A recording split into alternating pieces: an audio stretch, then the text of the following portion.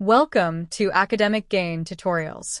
In this video, we will discuss the differences between fixed assets and liquid assets.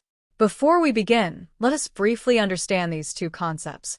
Fixed assets are long-term assets that a business uses in its operations to generate income and are not intended for immediate sale. On the other hand, liquid assets are assets that can be quickly converted into cash with little or no loss in value.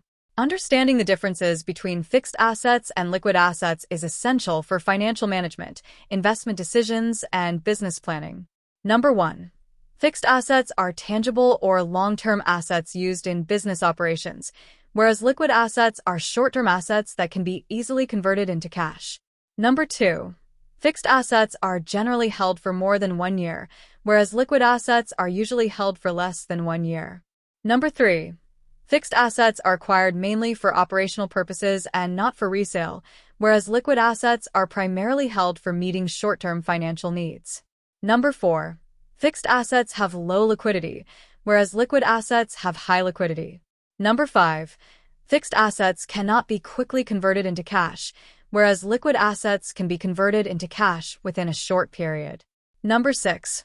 Fixed assets generally involve lower market fluctuation risk, whereas liquid assets may experience higher value fluctuations depending on market conditions. Number 7.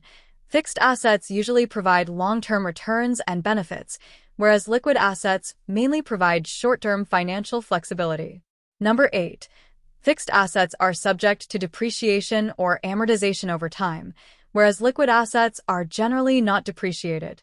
Number 9. Fixed assets are recorded under non-current assets on the balance sheet, whereas liquid assets are recorded under current assets. Number 10.